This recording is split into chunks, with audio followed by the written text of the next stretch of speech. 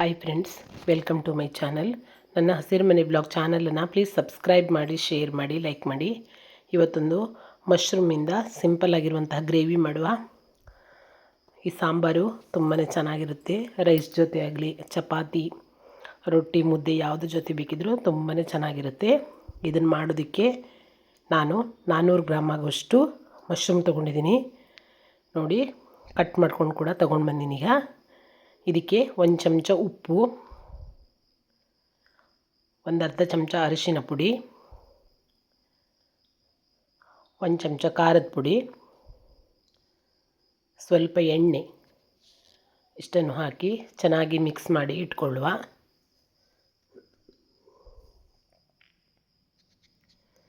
ನೋಡಿ, ಇದನ್ನು ನಾನು ಒಂದು ಅರ್ಧ ಗಂಟೆ ಎತ್ತಿಟ್ಕೊಂಡಿದ್ದೀನಿ. ನಂತರ ಒಲೆ ಮೇಲೆ ಒಂದು ಪಾತ್ರೆ ಇಟ್ಕೊಂಡು ಇದಕ್ಕೊಂದು ಮಸಾಲೆ ರೆಡಿ ಮಾಡುವ. ಮಸಾಲೆಗೆ ನಾನಿಲ್ಲಿ ಒಂದು 10 ಎಸಳು ಬೆಳ್ಳುಳ್ಳಿ, ಒಂದು ಸ್ವಲ್ಪ ಪುಟಾಣಿ ಕಾಳು, ಒಂದು 2 ಚಮಚ ಆಗುವಷ್ಟು ಸಾಕು, ಒಂದು ಈರುಳ್ಳಿ,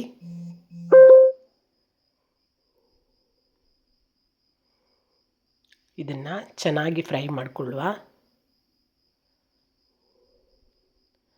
ಇದಕ್ಕೇನೆ ನಾನು 1 ಟೊಮೆಟೊ ಕೂಡ ಸೇರಿಸ್ಕೊಂಡಿದ್ದೀನಿ.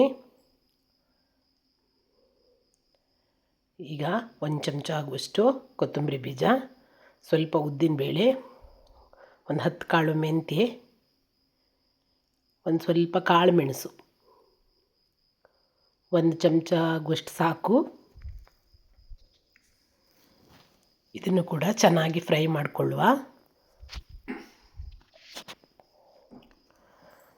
ಇದಕ್ಕೇನೆ ಒಂದು ಅರ್ಧ ಚಮಚ ಅರಿಶಿನ ಪುಡಿ, 1 ಚಮಚ ಖಾರದ ಪುಡಿ, 1 ಚಮಚ ಗರಂ ಮಸಾಲ ಪುಡಿ. ನೀವು ಯಾವ ಮಸಾಲೆ ಬೇಕಾದ್ರೂ ಸೇರಿಸ್ಕೊಂಡು, ಮಟನ್ ಮಸಾಲ ಪುಡಿ, ಚಿಕನ್ ಮಸಾಲ ಪುಡಿ ಯಾವ್ದು ಬೇಕಿದ್ರೂ ಸೇರಿಸ್ಕೊಳ್ಬೋದು. 1 ಚಮಚ ಕೊತ್ತಂಬರಿ ಪುಡಿ ಸುತ್ತ ಸೇರಿಸ್ಕೊಂಡಿದ್ದೀನಿ. ಈಗ ನಾನು ಇದಕ್ಕೆ ಒಂದು ಅರ್ಧ ಕಡಿಯಾಗೋಷ್ಟು ತೆಂಗಿನಕಾಯಿ ತುರಿ ಸಹಿತ ಹಾಕ್ಕೊಂಡಿದ್ದೀನಿ. ಇದನ್ನು ಕೂಡ ಚೆನ್ನಾಗಿ ಮಿಕ್ಸ್ ಮಾಡಿ ಫ್ರೈ ಮಾಡಿಕೊಳ್ಳುವ. ಇದು ಪರಿಮಳ ಬರೋ ಮಟ್ಟ ಹುರ್ಕೊಳ್ಬೇಕು. ನಂತರ ಮಸಾಲೆ ತಣ್ಣಗಾಗುವಲ್ಲಿಗೆ ಮಶ್ರೂಮನ್ನು ಬೇಯೋದಕ್ಕೆ ಇಡೋಣ. ಒಲೆ ಮೇಲೆ ಒಂದು ಪಾತ್ರೆ ಇಟ್ಕೊಂಡು ಒಂದು 4 ಚಮಚ ಆಗುವಷ್ಟು ಎಣ್ಣೆ ಹಾಕ್ಕೊಂಡಿದ್ದೀನಿ. ಇದಕ್ಕೆ ಒಂದು 10 ಎಸಳು ಕರಿಬೇವಿನ ಎಲೆ, ಈರುಳ್ಳಿ, ಹಸಿಮೆಣಸಿನ್ಕಾಯಿ, ಟೊಮೆಟೊ ಇಷ್ಟನ್ನು ಹಾಕಿ ಫ್ರೈ ಮಾಡಿಕೊಳ್ಳುವ.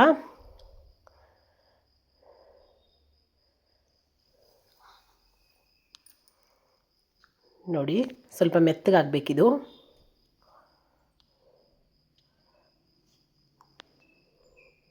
ಚೆನ್ನಾಗಿ ಫ್ರೈ ಆಗಿದೆ ಇದು.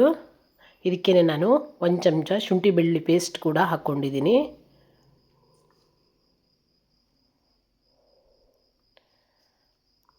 ಚೆನ್ನಾಗಿ ಫ್ರೈ ಮಾಡಿಕೊಳ್ಳುವ. ಇದು ಮಸಾಲೆಗಲ್ವ, ಹಸಿ ವಾಸನೆ ಹೋಗೋವರೆಗೂ ಹುರ್ಕೊಳ್ಬೇಕಿದು. ನೋಡಿ, ಮಶ್ರೂಮ್ ಹೇಗೆ ನೀರು ಬಿಟ್ಕೊಂಡಿದೆ ಅಂತ. ನಾನು ಅರ್ಧ ಗಂಟೆ ಮಿಕ್ಸ್ ಮಾಡಿ ಇಟ್ಕೊಂಡಿದ್ದೀನಿ. ಈಗ ಇದನ್ನು ಇದಕ್ಕೆ ಸೇರಿಸ್ಕೊಳ್ತಾ ಇದ್ದೀನಿ. ಇದ್ರ ಜೊತೆ ಚೆನ್ನಾಗಿ ಮಿಕ್ಸ್ ಮಾಡಿ ಒಂದು 5 ನಿಮಿಷ ಬೇಯೋದಕ್ಕೆ ಬಿಡೋಣ. ಅಷ್ಟರಲ್ಲಿ ಮಸಾಲೆ ತಣ್ಣಗಾಗಿದೆ. ಇದನ್ನು ರುಬ್ಕೊಂಡು ತೊಗೊಂಡು ಬರುವ. ನೋಡಿ, ಇಲ್ಲಿ ರುಬ್ಕೊಂಡು ತೊಗೊಂಬಂದಿದ್ದೀನಿ.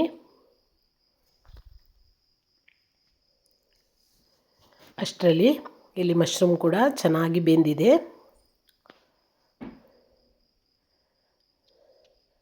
ಈಗ ಇದಕ್ಕೆ ಮಸಾಲೆ ಸೇರಿಸ್ಬಿಡುವ.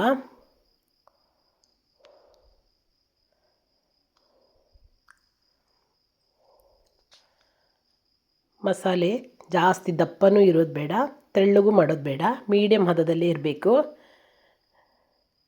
ನೋಡಿ, ಈ ಹದದಲ್ಲೇ ಇರಲಿ. ಈಗ ನಾನು ಒಂದು ಸ್ವಲ್ಪ ಉಪ್ಪು ಸೇರಿಸ್ಕೊಳ್ತಾ ಇದ್ದೀನಿ. ಯಾಕಂದರೆ ಆವಾಗ ಉಪ್ಪು ಹಾಕಿದ್ದೆ, ಸ್ವಲ್ಪ ಕಮ್ಮಿ ಅನ್ನಿಸ್ತಂತ ನಾನು ಮತ್ತೆ ಹಾಕ್ಕೊಂಡಿದ್ದೀನಿ. ಇವಾಗ ಮುಚ್ಚಿಟ್ಕೊಂಡೆ ಕುದಿಸ್ಕೊಳ್ಳುವ. ಕುದೀತಾ ಇದೆ ನೋಡಿ, ಚೆನ್ನಾಗಿ ಕುದಿ ಬರಬೇಕು. ಇದಕ್ಕೆ ನಾನು ಸ್ವಲ್ಪ ಕಸ್ತೂರಿ ಮೇಥಿ ಕೂಡ ಹಾಕ್ಕೊಂಡಿದ್ದೀನಿ.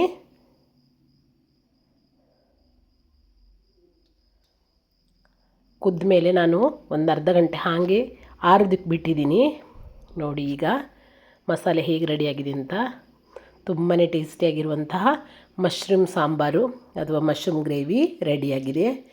ಇದು ಯಾವುದ್ರ ಜೊತೆ ಬೇಕಿದ್ರೂ ತಿನ್ಬೋದು. ದೋಸೆ, ಇಡ್ಲಿ, ಅನ್ನ, ಚಪಾತಿ, ರೊಟ್ಟಿ, ಮುದ್ದೆ ಯಾವುದ್ರ ಜೊತೆ ಬೇಕಿದ್ರೂ ತಿನ್ಬೋದು. ಸೂಪರಾಗಿರುತ್ತೆ ಸಾಂಬಾರು.